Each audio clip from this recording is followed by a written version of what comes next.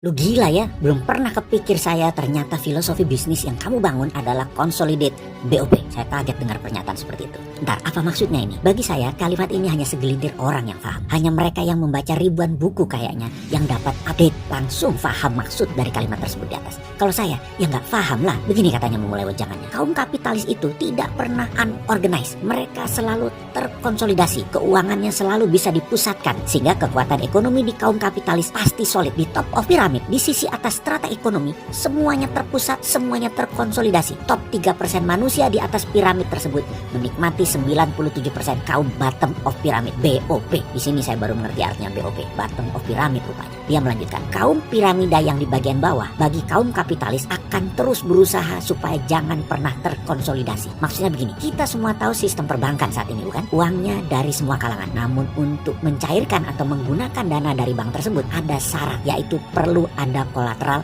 atau jaminan. Aturan ini sengaja dibuat oleh kaum kapitalis karena mereka tahu hanya 3% manusia yang punya kolateral atau jaminan. Jadi yang 97% tidak akan pernah bisa kaya. Teori sederhana ini masuk ke otak para bankers dan ekonom dunia. Jadi dengan sistem apapun saat ini, selama pakai bank, ya nggak akan ada pembiayaan untuk yang 97% itu. Uangnya dikonsolidasi dari semua lini, namun yang pakai hanya 3% yang di atas. Dahsyat kan kita ini dibodohi sistem. Demikian beliau dengan berapi-api bermonolog. Gila ini dunia perbankan dan keuangan. Sistem yang dipakai selalu pinjaman atau hutang, tidak pernah funding atau pembiayaan. Bahkan yang kekinian, si fintech pinjaman itu masuk sampai ke bawah, rakyat bawah.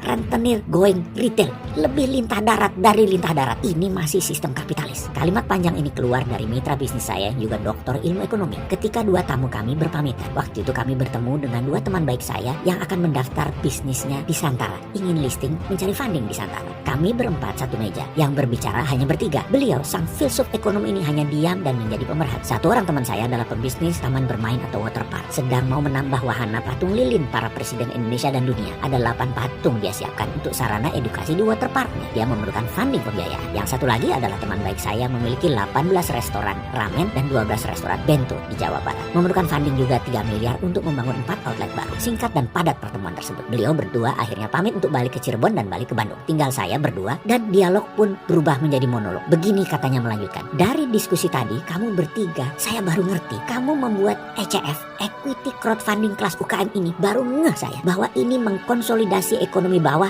dan memusatkan uang di bawah. Hal ini bisa membuat gap kaya miskin menjadi mengecil. Ini solusi.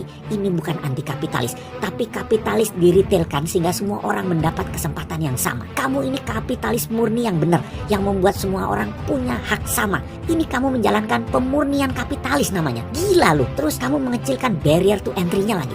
Hanya dengan 5 juta sudah bisa invest share di perusahaan UKM. Ini bisa anak SD, tukang ojek, kuli bangunan, portfolionya bisa masuk ke UKM itu. Ini gila namanya, ini solusi. Saya sekali lagi mencoba terus memahami filosofi bisnis Santara melalui ocehannya dengan cerita-ceritanya yang panjang. Bagi saya penting memahami filosofi bisnis apa yang sedang saya jalankan. Spirit menyerang hegemoni kapitalis, namun bukan pakai cara sosialis dan liberalisme, tapi pakai filosofi baru, consolidate BOP, bottom of pyramid, bergandengan tangan berkonsolidasi.